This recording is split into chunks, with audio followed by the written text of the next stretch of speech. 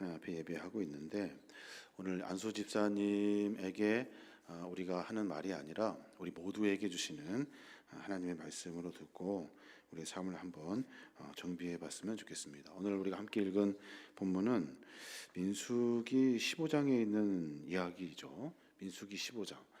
민수기 15장은 굉장히 중요한 장입니다.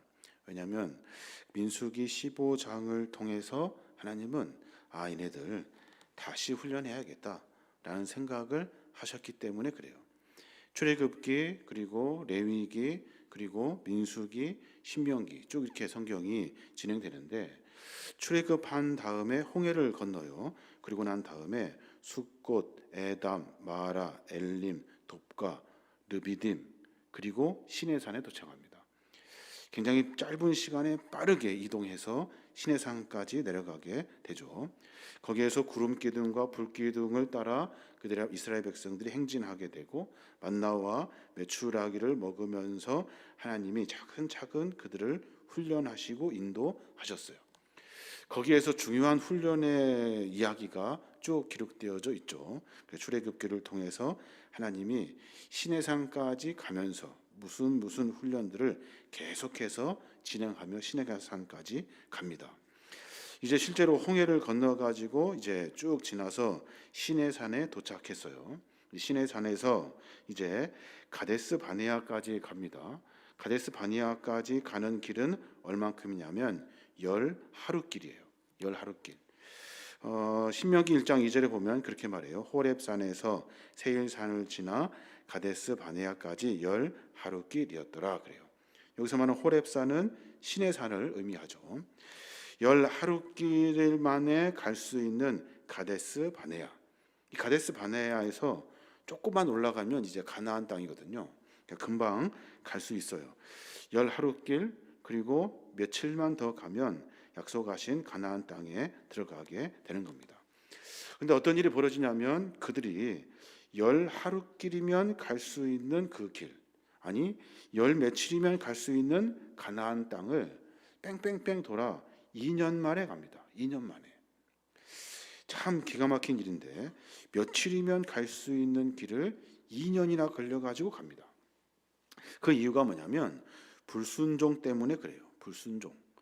하나님이 시내산까지, 홍해에서 시내산까지 열심히 훈련해가지고 잘 이렇게 훈련됐는가 해서 시내산에서 가데스 바네아까지 가는데, 그 이스라엘 백성들이 훈련이 덜 돼가지고 불순종하며 삶을 살아요. 거기에 보니까 시내산을 출발한 지 3일 만에 하나님에 대한 원망을 늘어놓기 시작해요. 잘 훈련 받은 줄 알았더니 훈련이 전혀 안 된 거예요. 다베라라는 곳에 그들이 있게 되는데, 거기에서 이스라엘 백성들이 원망을 늘어놔요. 민수기 11장 1절부터 보면, 백성이 여호와의 들으시기에 악한 말로 원방하매 여호와께서 들으시고 진노하사 여호와의 불로 그들 중에 붙어진 진 끝을 사르게 하시매 백성이 모세에게 부르짖음으로 모세가 여호와께 기도하니 불이 꺼졌더라 그래요. 이스라엘 백성들이 시내산에서 이제 조금 가다가 다베라라는 곳에서 원망을 막 늘어놔요. 세상에 하나님이 우리를 여기까지 끌고 와가지고 이게 뭔 고생이야? 하나님이 도대체 계시는 거야? 불평했다는 거예요. 그래서 하나님이 어떻게 하셔요? 하나님이 진 끝에 불을 딱 지펴놓으셔요. 사람들이 난리 났어요. 와, 불났다. 이제 어떻게 하냐 하는데 이 불이 끌 수가 없어요. 끌 수가. 그래서 모세에게 간구하게 되고, 모세가 기도하여서 하나님이 그 불을 꺼뜨려 주시죠. 시내산에서 가데스 바네아까지 10하루길인데 3일 가다가 그런 일들이 있었어요. 그리고 또 한참 거기에 머물러 서게 됩니다. 놀란 것도 잠시 다시 원망을 또 이스라엘 백성들이 늘어놓아요. 그 장소가 어디냐면 기브온 핫다라는 곳이에요. 거기에서 이스라엘 백성들 중에 탐욕을 품는 사람들이 있었다는 거예요. 그 사람들이 또 다시 욕심 때문에 불평을 하나님 앞에 늘어놓아요. 민수기 11장 4절인데, 이스라엘 중에 섞여 사는 무리가 탐욕을 품음에 이스라엘 자손도 다시 울며 가로되 누가 우리에게 고기를 주어 먹게 할꼬? 우리가 애굽에 있을 때에는 값 없이 생선과 외와 수박과 부추와 파와 마늘들을 먹은 것이 생각나거든. 이게는 우리 정력이 쇠약하되 이 만나 외에는 보이는 것이 아무것도 없도다. 그러면서 불평을 막 늘어놓아요. 그랬더니 하나님께 모세가 기도를 합니다. 하나님, 이 백성 어떻게 하면 좋습니까? 차라리 나를 좀 죽여주십시오. 내가 도저히 못하겠습니다. 하면서 포기를 선언하죠. 그때 하나님께서 모세를 달래요. 다시 일어나. 그리고 다시 가서 이야기해줘. 너희들이 고기 먹고 싶다고? 그래, 내가 고기 줄게. 하면서 고기를 주어요. 그리고 너 혼자 하기 어려우니까 70인 장로를 세우게 하자. 그래서 70인 장로를 세워서 모세를 돕도록 이렇게 합니다. 그런데 또 고기가 아직 이 사이에 있을 때, 이에서 빠지도 않은 그때 또다시 불평을 하게 되죠. 그 세 번째 경유지가 어디냐면 하세롯이라는 곳이에요. 거기에서는 또 어떤 일이 있었냐면 모세가 굿수 여인을 취하게 됩니다. 부인을 또 얻게 되는데, 그때 미리암과 아론이 비방을 해요. 무슨 저런 여자를 마누라 삼았다고. 미리암이 그래서 어떻게 됩니까? 문둥병에 걸리게 돼요. 7일간 성 밖에 쫓겨나게 됩니다. 그리고 다시 돌아오게 되고 정비해서 가데스 바네아에 또 다시 출발해서 가게 됩니다. 이스라엘 백성들에게 중요한 일정들이 쭉 진행되고 있는 거예요. 지도를 한번 보면 좋겠는데, PPT 지도 한번 띄워주시면 감사하겠는데, 저쪽 지금 여러분 보시는 그 보면 그 고핫이라는 곳이에요. 거기에서 이제 이스라엘 백성들이 출발하게 되죠. 거기에서 밑에 있는 시내산까지 쭉 한 번에 쭉 내려옵니다. 보이십니까? 쭉 내려와요. 그리고 나서 제가 말씀드렸던 다베라, 가부헛, 핫다와 그리고 여러 곳을 지나서 이제 가데스 바네아로 올라가게 되는 거예요. 시내산에서 가데스 바네아까지 가게 되죠. 그 거리가 긴 것 같지만 사실은 며칠이면 갈 수 있는 거리예요. 근데 그 거리를 2년 걸린 거예요. 2년. 자, 이제 이스라엘 백성들이 가데스 바네아에 딱 도착했습니다. 여러분 생각해 보시죠. 거기 가데스 바네아에서 거기 가나안이라고 글씨 여러분 보이십니까? 보면은 거기까지 며칠만 가면 돼요. 조금만 가면 돼요. 한 100km 정도 되는데 거리가 그렇게 멀지 않아요. 그 가나안 땅에 그 앞에 놓고 이스라엘 백성들이 또다시 시험에 빠지게 되죠. 무슨 시험에 빠지게 되냐면 12명의 정탐꾼을 보내가지고 40일간 정탐을 하게 해요. 잘 아시는 것처럼 10명, 12명이면 이스라엘 백성들의 지도자, 최고 대표 지도자 뽑아가지고 그들을 정탐하게 보낸 거예요. 근데 10명이 반대하잖아요. 안 됩니다. 우리 가면 죽습니다. 그들이 세 가지가 부족하기 때문에 하나님이 그들의 그 말을 듣고 다시 또 뺑뺑이를 돌려요. 세 가지가 뭐예요? 믿음으로 하나님의 명령을 보는 눈이 없어요. 하나님이 가나안 땅 준다 했는데 믿음으로 그것을 바라보지를 못해요. 그 땅은 하나님이 나에게 준다 했으니까 그 땅은 내 땅인 거예요. 근데 그것을 깨닫지를 못해요. 10명의 정탐꾼들이. 또 하나는 믿음으로 말하는 능력이 없어요. 안 된다는 거예요. 우리는 밥이라는 거예요. 그 사람들 가면 죽는다는 거예요. 우리는 메뚜기 같이 아무것도 아닌 존재라는 거예요. 그 사람들은 거인이라는 거죠. 믿음으로 말하는 능력이 없어요. 우리는 된다 하는 것이 없어요. 또 하나, 백성에게 꿈과 비전을 심어주는 지도자가 아니에요. 지도자가 없어요. 10명 모두가 다 그 상황을 보고서 안 된다고만 이야기를 합니다. 그 이야기를 하나님이 쭉 들어요. 듣고 10명의 말을 듣고 이스라엘 백성들이 대성통곡을 하죠. 큰일 났습니다. 우리 이제 다 죽었습니다. 못 들어갑니다. 라는 소리 역시도 하나님이 들으셔요. 차라리 애굽으로 돌아가든지 광야에서 죽는 게 더 낫겠다고 불평하는 소리도 하나님이 다 들으셔요. 그리고 통곡 소리, 원망의 소리를 들으시고 하나님 하시는 말씀, 너의 말이 내 귀에 들린 대로 내가 시행하겠다라고 말씀하셔요. 그리고 나서 불과 며칠이면 갈 수 있는 가나안 땅을 2년에 걸쳐서 왔지만 다시 돌아가게 하셔요, 하나님이. 그리고 나서 38년 동안 뺑뺑이 돌리시면서 훈련을 다시 하셔요. 무슨 훈련을 하셨을까요? 무슨 훈련을? 얘네들 기본부터 다시 해야 되겠다. 기본부터 다시 처음부터 내가 다시 찬찬히 꼼꼼하게 훈련해야 되겠다라고 생각하시고 38년의 광야를 이스라엘 백성들이 어렵고 힘든 시간들을 보내며 훈련의 시간을 거치게 되는 거예요. 조금만 가면 되는데 이 가나안 정탐꾼들의 잘못된 판단으로 그들이 가나안 땅에 못 들어가게 됩니다. 거기에다가 또 하나 더, 거기에서 전쟁을 하게 돼요. 아말렉과 전쟁을 합니다. 이제 우리 안 됩니다. 큰일 났습니다. 하는 말에 여호수아와 갈렙이 들어갈 수 있습니다. 라고 해요. 모세가 같이 가자고 이야기를 합니다. 그리고 모두가 깨달아요. 갑시다 하면서 거짓으로 회개를 하죠. 거짓으로. 마음속에는 사실 가고 싶지 않아요. 근데 이스라엘 백성들이 거짓으로 회개하면서 아말렉과 전투하기 시작합니다. 그게 아말렉이 가나안의 첫 번째 전투죠. 거기서 어떻게 돼요? 이스라엘 백성들이 완전히 대패합니다. 대패해요. 하나님이 패하게 하신 거죠. 거짓 회개, 거짓 결단, 거짓의 마음을 하나님 용납하지 않으신 거예요.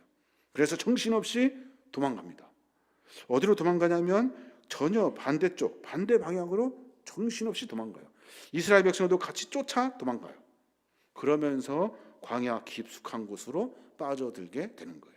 그러면서 38년 동안 이스라엘 백성들을 훈련하게 되시는 거죠. 신명기 2장 14절에 보면 그 내용이 기록되어 있는데 가데스 바네아에서 떠나 세렛 시내를 건너기까지 38년 동안이라. 이때에는 그 시대의 모든 군인들이 여호와께서 그들에게 맹세하신 대로 진영 중에서 다 멸망하였나니. 그래요. 말씀하신 대로 20세 이하 그리고 여호수아 갈렙 빼고는 다 죽었다는 거예요. 38년이 지난 시간대 다 죽었다는 거예요. 이 사건이 그 민수기 14장에 쭉 역사적인 기록이 있고 이제 다시 해야 되겠다, 다시 훈련해야겠다라고 하는 이야기가 15장에 기록되어져 있는 거예요. 우리가 15장 읽으면 제물을 어떻게 드리고 쭉 얘기하는 것 같아요. 그런데 모세에게 다시 말해줘라. 내가 무엇을 훈련하려고 하는지 다시 이야기해 주어라. 그래서 모세가 앞에 출애굽과 레위기에 나와 있는 하나님이 가르쳐 주었던 수많은 말씀들을 요약해 가지고 15장에 한꺼번에 때려서 거기다 기록해 냅니다. 15장이 굉장히 중요해요. 이스라엘 백성들이 가나안 땅에 가지 못하고 가데스 바네아에서 광야로 38년 동안 훈련받을 내용들이 기록되어져 있어요. 하나님께서는 가나안 땅에 직접 한 번에 가게 하시려고 했는데 그래서 그들을 한 번에 아주 쉽고 간단하게 훈련을 시켜가지고 된 줄 알았는데 시내사라에서 10계명까지 다 주어가지고 다 준비시켜놨는데 아닌 거예요. 아무것도 아닌 거예요. 훈련이 전혀 안 된 거예요. 그래서 15장에 전체 모든 훈련의 내용을 다 모아가지고 15장 한 장에 기록해 냅니다. 1절부터 21절까지는 제사의 예물에 대한 부분이 기록되어져 있어요. 22절부터 26절까지는 여호와께 범죄했을 때 드리는 회개가 무엇인가, 회개라는 무엇인가 라는 것을 기록했고 27절에 31절까지는 사람이 부지 중에 범죄했을 때 어떻게 하나님 앞에 죄를 고하고 용서받을 수 있는지 그 이야기를 또 기록해 놓았고 32절에 36절까지는 안식일을 철저하게 지켜야 하는 이유에 대해서 분명하게 기록해 놓고 있어요. 그러니까 무엇을 훈련하냐면 첫째는 예물, 하나님 앞에 드리는 것, 하나님께 드리고자 하는 마음. 또 하나는 너희들이 회개가 무엇인지, 무엇을 돌이켜야 되는지에 대한 부분. 또 하나는 실수할 수 있다는 거예요. 사람은 누구나 그때 우리가 어떻게 내 죄를 회개하고 하나님 앞에 용서받을 수 있는지, 그리고 마지막으로는 안식일이 얼마큼 중요한지 그 이야기를 다시 훈련하고 있는 거예요. 그러니까 쉽게 말하면 38년 동안 그 훈련을 다시 받은 거예요. 다시. 오늘 저는 안수 집사 헌신 예배 그리고 함께 말씀을 나누는 우리 모두, 저를 포함해서 우리 모두가 다 기본이 뭐냐, 도대체 하나님이 이스라엘 백성들에게 가르쳐 주려고 했던 기본적인 신앙의 내용이 무엇인가 하는 것을 우리가 민수기 15장을 통해서 다시 들여다보고 싶은 거예요. 그래서 나에게 부족한 것이 있으면 다시 찾아가야 되고, 연약한 부분이 있으면 세워야 되고, 부족한 부분이 있으면 다시 세워서 믿음의 대열에 서야 하는 거예요. 하나님 보시기에 너네 너 합격이야. 가나안 땅으로 들어갈 수 있겠다. 그런 하나님의 확답을 우리가 받아야 하는 겁니다. 오늘 여러 이야기가 있지만 첫 번째 하나님이 하신 말씀, 예물에 대한 이야기를 하고 계셔요. 지금으로 말하면 헌금 생활을 말하고 있는 거예요. 헌금 생활. 저도 그렇고 여러분도 그렇고 헌금 생활을 지금 하고 있어요. 1절부터 21절까지의 내용이 헌금 생활에 대한 이야기예요. 이거부터 다시 정비해야 된다 하는 거예요. 이스라엘 백성이 제사를 드릴 때 하나님 앞에 제물을 드리고 어떻게 드리고 하는 이야기를 쭉 기록합니다. 출애굽 레위기에 했던 이야기예요. 거기에 보면 5장에서 10장 정도 되는 분량을 가지고 아주 자세하게 설명을 합니다. 그런데 오늘 민수기 15장에는 딱 1절에서 22절까지 쫙 추격해서 한 번의 이야기를 하고 있어요. 알고 있는 기본을 다시 복습하자라는 말이에요. 무엇을요? 하나님 앞에 예물을 드리는 것, 헌금 생활이 정상인지 한번 점검해 보라는 거예요. 민수기 15장 3절 보면 여호와께서 화제나 번제나 소원을 갚는 제사나 낙헌제나 정한 절기제나 소나 양을 여호와께 향기롭게 드릴 때에는 이렇게 해라 하면서 쫙 정리해 주게 됩니다. 하나님이 이스라엘 백성들이 예배를 드릴 때 하나님 앞에 어떤 예물을 어떻게 드려야 되는지에 대한 설명을 다시 들어요. 얼마큼요? 38년 동안 다시 그 훈련을 받아요.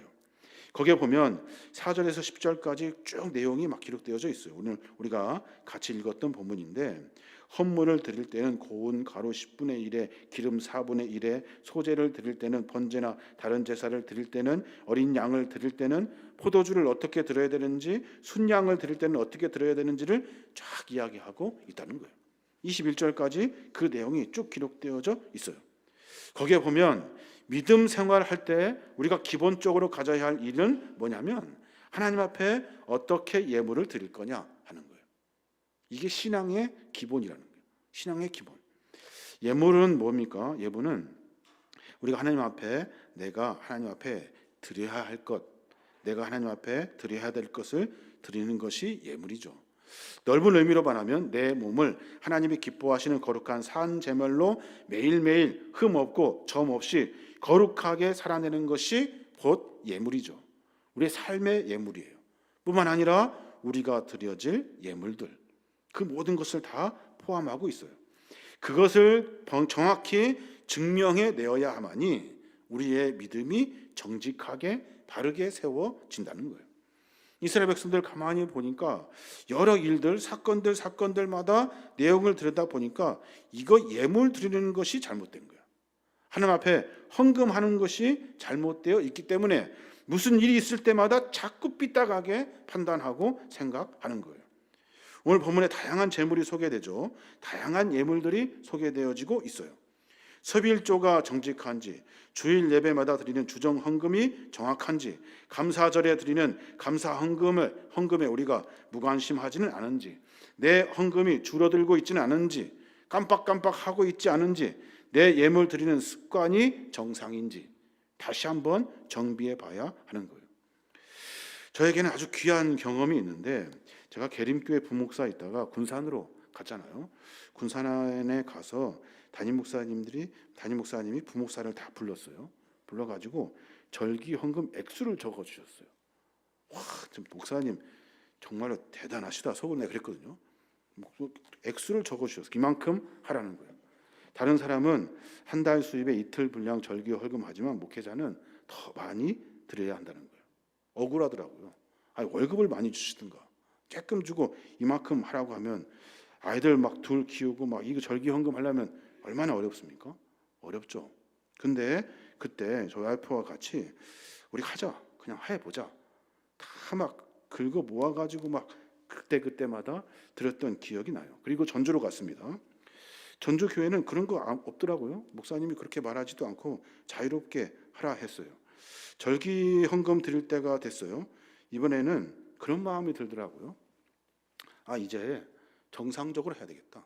내가 내 형편대로 근데 마음 가운데 어떤 마음이 드냐면 하나님 앞에 드려진 예물을 줄일 수가 없는 거예요. 줄일 수가. 이거 늘리면 늘리는 거지 줄이면 안 되겠더라고요. 그래서 똑같이 그때도 어렵지만 열심히 예물을 드렸어요. 제가 뭐 제 자랑하는 것이 아니라 하나님께서는 그 예물 드리는 마음을 받으시거든요. 믿음 생활에는 후퇴가 없어요. 후퇴가. 여러분 헌금 생활 잘 하셔야 돼요. 제가 처음으로 헌금 이야기하는 것 같은데 헌금 생활을 양심껏 하셔야 돼요. 하나님 보시기에 그게 정확해야만이 수많은 시험에서 정확하게 이깁니다. 안 그러면 이스라엘 백성들의 수많은 사건과 같이 엉뚱한 길에 결정하고 판단하게 되는 거예요. 낙헌제라는 이야기가 나와요. 낙헌제. 낙자가 뭐예요? 즐거운 낙자에 드릴 헌자잖아요. 즐거운 때 즐거운 마음으로 드리는 거예요. 여러분 헌금 드릴 때 즐거운 마음으로 드려야 되는 거예요. 정확하게 내가 하나님 앞에 드려지는 이 헌물이 낙헌제가 되도록 해야 하는 거예요. 즐겁게 하나님께 올려드리는 거예요. 그래야 그 마음을 받으시고 삶을 받으시고 내 인생을 주께서 책임져 주시는 거예요. 이런 은혜가 우리 안에 있어야 하는 거죠. 근데 우리는 늘 핑계를 대고 조건을 대고 상황이 있고 형편을 댄다고요. 이게 뒤집어지면 결국에는 정확하게 기본을 지키지 못하게 되는 거예요. 내 삶이 흔들리게 되고 살 길이 막막해지게 되고 위기가 닥쳐올 때마다 해야 할 일은 기본으로 다시 돌아가는 거예요. 지금 이스라엘 백성들이 기본의 훈련을 다시 받으려고 시작하거든요. 니네 이제 다시 처음부터 안 되겠어. 38년 동안 민수기 15장에 있는 내용을 다시 배워 하면서 되돌아 보내신 거예요. 헌금과 예물이 정확해야 되고 하나님 보시기에 합당하게 내 모든 것에 정성을 다하여 드릴 수 있어야 하는 거예요. 그래야 믿음과 신앙에서 승리할 수 있는 거예요. 돈 거두려고 하는 이야기 아니에요. 하나님 앞에 합당한 믿음의 예물을 드리십시오. 이게 기본이에요. 이스라엘 백성들 어떻게 됩니까? 38년 동안 계속 제사 드려요. 계속 제사. 이런 때는 이렇게, 저런 때는 저렇게. 계속해서. 아이 좀 적당히 좀 하지. 계속합니다. 계속. 이게 습관이 되도록 아무렇지도 않게. 이건 당연히 드리는 거야. 이거 아무 생각 없이 드릴 수 있도록 계속해서 훈련합니다. 몇 년 동안요? 38년 동안. 또 하나 이스라엘 백성들을 향해 하나님이 다시 훈련하겠다라고 생각한 것이 뭐냐면 회개예요. 회개. 회개할 게 없는지 늘 되돌아보라는 거예요. 그 이야기가 22절부터 26절까지 쭉 기록되어져 있어요. 고의로 잘못을 저질러서 하나님께 회개하면 그때 드리는 속죄제가 기록되어져 있어요. 문제가 생겼을 때 자기 자신을 되돌아보라는 거예요. 우리 믿음과 신앙의 기본이죠. 우리는 늘 회개하여 내 삶을 정비하는 사람이 그리스도인들이에요. 기본은 내가 주 앞에 합당한가, 내가 주님께 바른가, 깨끗한가 하는 것을 정비하며 살아야 하는 거예요. 내 삶에 문제가 생기고 일이 풀리지 않고 환난이 올 때 기본으로 돌아가야 돼요. 그 기본이 뭐냐면 내가 하나님 앞에 범죄한 일이 없는가 되돌아보는 거예요. 이게 우리 안에 있어야 하는 거예요. 회개는요, 우리를 언제나 새롭게 하잖아요. 새롭게, 뭘 새롭게 합니까? 우리의 그릇을 새롭게 해요. 은혜가 다시 그 그릇 안에 임하게 되고 회개하면 그 그릇이 준비되게 되는 거예요. 그 그릇이 무슨 그릇입니까? 회개의 그릇이에요. 회개를 자꾸 미루면, 회개를 하지 않고 멀쩡한 척 하면 어떤 상태가 돼버리냐면 우리의 인생이 더러워져요. 깨끗해지지 않아요. 하나님은 어떤 분이십니까? 하나님은 금그릇을 원하시는 분이 아니셔요. 은그릇을 원하시는 분이 아니셔요. 작고 형편없고 흙으로 만든 하찮은 그릇이지만 깨끗한 그릇을 원하시는 분이 하나님이셔요. 그래서 우리는 매 순간마다 더러운 그릇을 사용하지 않는 하나님을 분명히 알고 내 삶을 계속해서 회개해야 돼요. 돌이키고 또 돌이키고 다시는 그러지 않도록 늘 언제나 내 마음을 깨끗하게 유지하도록 해야 한다는 거예요. 그래야 하나님이 쓰셔요. 뭐 금그릇, 은그릇 쓰시는 것이 아니에요. 하나님은 우리가 깨끗한지 안 깨끗한지만 보셔요. 그것을 보시고 우리를 사용하게 되는 거예요. 이스라엘 백성들 보니까 얘들 회개를 하지 않아. 멀쩡한 척하고 자기가 정상인 줄 알고 자기 멋대로 살아요. 하나님을 살짝 속여가면서 자기들 하고 싶은 대로 하며 살아요. 그러나 하나님 보시기에 합당하지가 않은 거죠. 쓸 수가 없어요. 너무나 그 마음이 더러워서. 여러분, 기본은 늘 언제나 회개할 일이 있는지 되돌아보는 거예요. 그게 우리가 해야 할 일입니다. 또 하나, 세 번째로 하나님이 민수기 15장에 이스라엘 백성들을 훈련시키는 내용이 기록되어 있는데, 그 내용이 뭐냐면 주일 성수예요. 안식일, 주일 성수, 안식일을 정확히 지켜라 하는 거예요. 그 내용이 32절부터 36절까지 쭉 기록되어져 있어요. 무슨 내용이 있냐면, 안식일을 범한 사람이 있어요. 그 사람을 사람들이 잡아다가 모세 앞에 고발을 합니다. 그 사람 뭐 했냐면 안식일에 나무를 했어요. 나무를. 그러니까 밥에 먹으려고 나무를 했겠죠. 하나님의 사랑의 하나님 아닙니까? 뭐 한 번쯤 봐줄 수 있잖아요. 안식일 한 번 빠져도 뭐, 그리고 먹고 살려고 하는 일인데 봐줄 수 있잖아요. 그런데 봐주지 않으셔요. 무섭게 온 회중 앞에 끌어다 놓고서 그 사람을 죽여요. 민수기 15장 36절에 보면 온 회중이 곧 그를 진영 밖으로 끌어내어 돌로 그를 쳐 죽여서 여호와께서 모세에게 명령하신 대로 하니라 그래요. 아니, 안식일 한번 범했다고, 주일날 한번 빠졌다고, 바쁠 수 있고 분주할 수 있고 뭐 먹고 살려면 그럴 수 있잖아요. 그런데 하나님은 그것을 용납하지 아니하셨다는 거예요. 왜 하나님이 이렇게 강력하게 처단했을까요? 법 중에서 가장 중요한 법이기 때문에 그래요.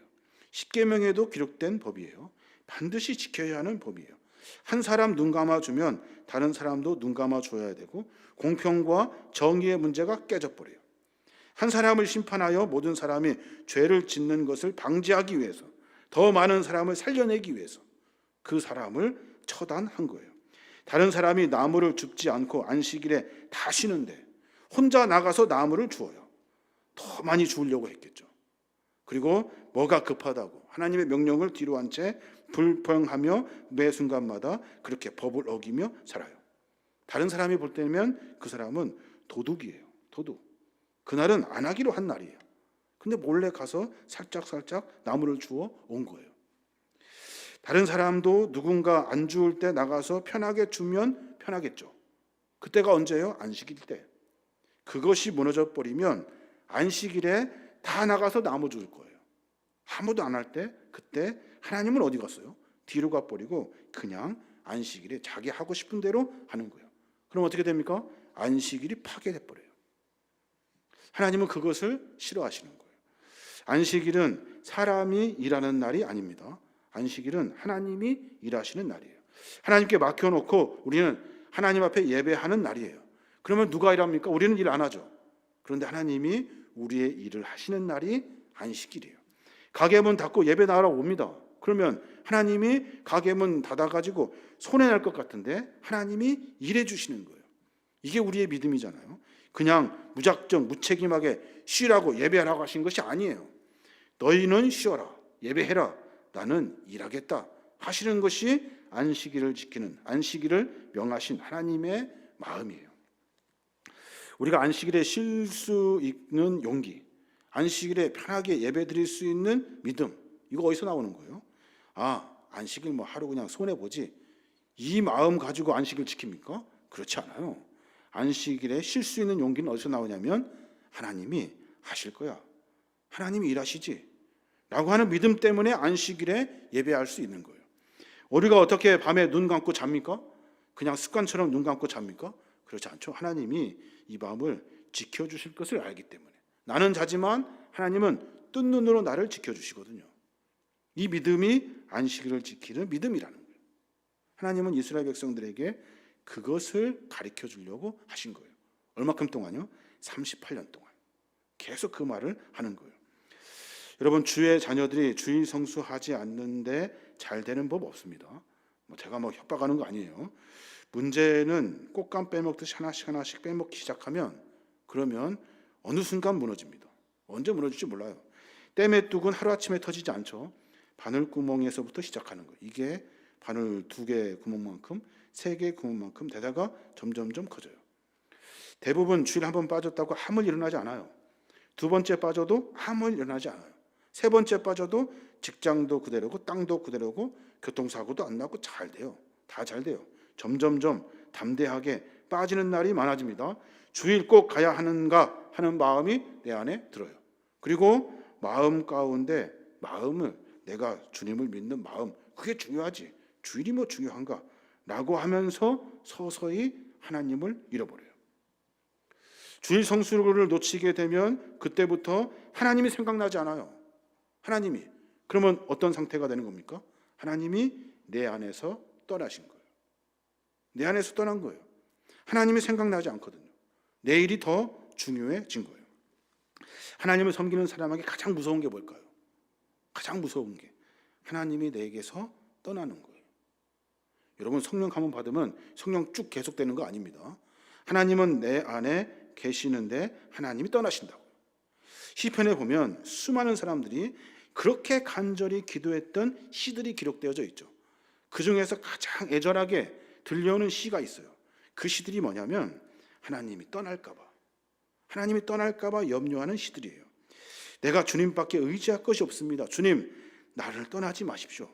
다윗이 고백하잖아요. 시편 27편 9절에 보면 주의 얼굴을 내게서 숨기지 마시고 주의 종을 노하여 버리지 마소서. 주는 나의 도움이 되셨나이다. 나의 구원의 하나님이시여 나를 버리지 말고 떠나지 마옵소서. 하나님, 주님 잃어버리지 않겠습니다. 나 주님 잃어버리고 싶지 않아요. 내가 주님을 꼭 생각하며 살 수 있도록 내 머리와 내 마음과 내 삶에서 주님이 놓쳐지지 않도록 한 번, 두 번 빠지고 한 번, 두 번 안 가기 시작하면 마음에서 주님이 지워지는 거예요. 주님이 떠나버리게 되는 거예요. 다윗이 밧세바를 범합니다. 그리고 나서 회개하면서 그간 가장 걱정한 것이 뭘까요? 창피함입니까? 이제 나 벌 받겠구나. 감옥 가야 되는구나. 다윗이 그거 두려워한 것이 아니에요. 시편 51편 11절에 보면 나를 주 앞에서 쫓아내지 마시며 주의 성신을 내게서 거두지 마소서 이거예요. 하나님, 나 실수했습니다. 나 잘못했습니다. 하나님, 제발 이 죄 때문에 나를 좀 떠나지 마십시오. 쫓아내지 마십시오. 내 안에서 주님 떠나지 마십시오. 거두어 가지 마십시오. 하는 것이 다윗의 걱정이었던 거예요. 또 하나, 솔로몬이 성전을 멋지게 지어놨어요. 그리고 헌당식을 하며 기도를 합니다. 기도의 핵심이 뭘까요? 하나님 감사합니다, 이겁니까? 그렇지 않아요. 열왕기상 8장 57절에 보면 우리 하나님 여호와께서 우리 열조와 함께 계시던 것 같이 우리와 함께 계시옵고 우리를 떠나지 마옵시며 버리지 마옵소서. 이거예요. 그러니까 이스라엘 백성들이 안식일을 쉽게 생각해요. 안식일을. 그러면서 한 번, 두 번 빠져요. 안식일에 밖에 나가서 아무도 안 하는 일들을 막 합니다. 그러면서 한두 번 괜찮아요. 계속 그러면서 하나님이 생각나지 않아요. 그럼 무슨 상태라고요? 하나님이 내게서 떠나신 거예요. 그들은 절대로 하나님의 은혜를 만날 수 없습니다. 어떤 한 노인이 늙어가지고 힘이 없어서 봉사도 못하고 성전에 가지도 못하고 그러면서 시를 지어요. 시편에. 노인이 힘이 없어서 교회도 못 가고 봉사도 못 가고 막 그래요. 그때 그가 그렇게 기도를 해요. 시편 71편 9절에 보면 나를 늙은 때에 버리지 마시며 내 힘이 쇠약한 때에 떠나지 마소서. 비록 나는 늙었지만 하나님, 난 주님 버리지 않습니다. 주님, 내 마음 아시죠? 주님 나 버리지 마세요. 아무것도 못해요. 힘도 없어요. 늙었어요. 내 힘이 쇠약해요. 근데 하나님, 나는 주님 놓치지 않겠습니다. 하나님 떠나지 마십시오. 그가 그렇게 간절히 부르짖고 기도하는 거예요. 하나님을 잃어버리는 것이 가장 무서운 거예요. 주일은 반드시 지켜야 됩니다. 주일의 축복은 주일의 축복에서 시작하여 일주일의 문제가 그 일로 해결되는 거예요. 이게 우리의 믿음이죠. 모든 축복은 안식일에서부터 시작해요. 그래서 주일날을 통해서 우리가 하나님의 은혜를 만나게 되는 거예요. 늘 정비해야 될 것은 뭐냐면 내가 주일을 잘 성수하고 있는가, 대충 하고 있지는 않은가, 겨우겨우 꾸역꾸역 영상 예배 드리면서 넘어가고 있지는 않은가, 교회에 나와도 예배 끝까지 잘 드리고 도망치듯이 가지 아니하고 하나님의 은혜를 만나 하나님으로부터 축복을 받으며 떠나고 있는가 하는 것을 늘 정비해야 하는 겁니다. 이제 마지막으로 이스라엘 백성들에게 훈련하시려고 작정하시고 기본을 세워내기 위해서 마지막 하신 하나님의 일들이 있어요. 그것이 뭐냐면 하나님을 잃어버리지 않도록 살아라 하는 거예요. 하나님을 잃어버리지 않도록 살아라.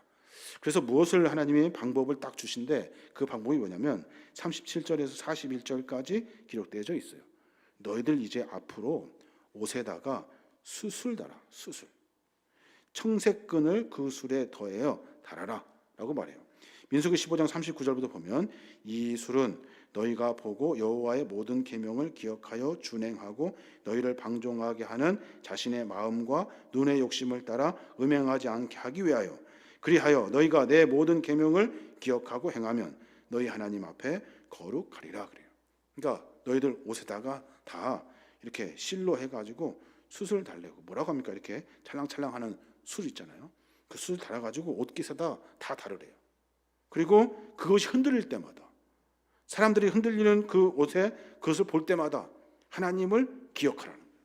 하나님을 이스라엘 사람들의 그 유대인들 머리에다가 그 키파라는 거 쓰잖아요. 그 쓰는 이유가 뭐예요? 뜨거우니까 쓰는 것이 아니라 내 위에 하나님이 계십니다 라는 고백으로 키파를 쓰는 거예요. 유대인들이 그것처럼 내 안에 어떤 증거를 삼으라는 거예요. 증거를 내가 늘 가지고 다니고 지니고 있어서 그것이 하나님을 기억할 수 있는 도구로 만들어내라는 거예요. 그러니까 한순간도 하나님을 잃어버리지 말아라 하는 거예요. 우리의 두려움은 하나님의 약속을 잃어버릴 때 찾아옵니다. 불안하거든요. 하나님 어떻게 될까 걱정되거든요. 근데 그때 하나님의 약속을 딱 붙들면 문제는 해결돼요. 하나님이 계신데 걱정 없게 돼요. 그런데 그 숯을 보고 그 하나님을 그 순간에 기억해내게 된다는 거예요. 그래야 하나님께 불순종하지 않고 통곡하지 않고 불신앙으로 살지 않고 하나님의 능력으로 살게 되는 거예요. 41절에 다시 한번 힘 주어 가지고 말해요. 민수기 15장 41절 보면 나는 여호와 너희의 하나님이라. 나는 너희의 하나님이 되려고 너희를 애굽 땅에서 인도해 내었느니라. 나는 여호와 너희의 하나님이라 그래요. 나는 너희의 하나님이래요. 나는 너희의 하나님이 되려고 나는 너희를 그래서 애굽 땅으로 인도해 내었다는 거예요. 나는 여호와 너희의 하나님이라는 거예요. 그러니까 잊지 말아라 라고 지금 강조하고 있는 겁니다. 민수기 14장까지는 짧은 시간에 하나님이 가나안 땅에 들어가게 하려고 하셨던 것 같아요. 아주 짧은 시간에 여러 훈련도 하고 십계명도 그때 시내산에서 주셨고 막 딱 정리가 끝났어요. 근데 훈련이 안 됐어요. 가데스 바네아에서 조금만 가면 되는데 안 됐어요. 그리고 나서 리더라고 하는 사람들 12명을 뽑아가지고 보냈다 왔더니 하는 말이 아주 형편이 없어요. 믿음과 신앙을 가지고 있는 사람들이 아니에요. 그때 하나님이 결단을 하셔요. 너희들 회개해라. 그랬더니 어떻게 해요? 가짜로 회개해요. 가짜로. 하나님 잘못했습니다. 해놓고서 저 땅 들어가자는 거예요. 그래서 전쟁하죠. 하나님한테 물어보지도 않아요. 하나님 가지 말라고 했는데 기어이 올라가요. 어떻게 돼요? 대패하게 되죠. 정신없이 도망갑니다. 그번 기회에 하나님께서 38년 동안 훈련을 다시 시켜요. 첫째, 헌금 생활을 정비해라. 다시 하나님 앞에 예물 드릴 것 정직하게 드려라. 둘째, 회개하는 일을 멈추지 마라. 그래야 너희들이 깨끗해진다. 자꾸 논리되고 경험돼서 정당화하지 마라. 자신만만하냐? 아니라는 거예요. 자꾸 그럴수록 더러워진다는 거예요. 회개해서 거룩해져라. 그리고 안식일은 반드시 지켜라. 안식일은 일주일 중에 가장 중요한 날이다. 이날은 하나님께 맡기고 하나님 앞에 예배해라. 그리고 삶 속에서 하나님을 잃어버리지 않도록 너희의 삶에 장치를 만들어라. 이것이 이스라엘 백성들을 38년 동안 훈련하신 내용이에요. 이 말씀을 함께 나누면서 저도 많이 회개하게 되고 돌이키게 됩니다. 내가 정비해야 되겠구나. 뭔가 고쳐야 되겠구나 라는 생각을 해보게 됩니다. 말씀은 우리의 삶을 바꾸어내게 하는 힘이 있죠. 바꿔진 말씀으로의 삶은 하나님께 가까워집니다. 뿐만 아니라 하나님을 내 안에 모시게 되고 내 삶은 내 인생이 아니라 하나님의 인생이 되는 거예요. 언제요? 말씀으로 삶을 정비할 때. 그때 그 일이 일어나게 되는 겁니다. 오늘 헌신 예배를 드리는 우리 안수 집사님 그리고 모든 성도님들 우리 모두가 다 다시 한번 믿음을 정비해 봐야 할 것입니다. 이스라엘 백성들은 38년 동안 이 네 가지 훈련만 받아요. 네 가지 훈련만. 뭐 복잡하게 여러 이야기가 있지만 핵심은 그거예요. 그 훈련을 통해서 가나안 땅에 들어가게 됩니다. 여러분 잘 아시는 것처럼 가나안 직전에서도 그들이 또 넘어져요. 가나안 들어가서도 또 넘어져요.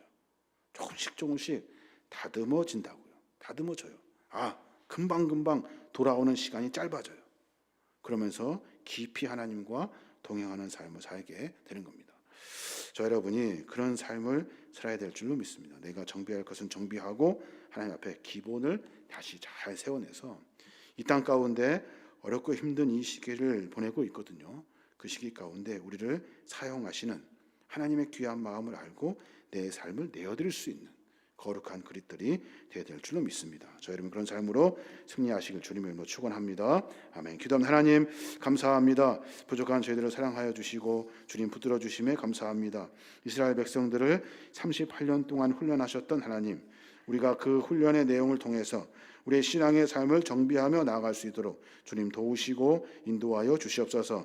언제나 우리와 함께 하신 하나님 감사합니다. 말씀을 통해서 삶을 정비받게 하시고 귀한 삶을 하나님께 올려드리오니 우리를 사용하셔서 하나님의 뜻을 이루어낼 수 있도록 주님 우리를 축복하여 주시옵소서. 믿고 감사드리며 예수님의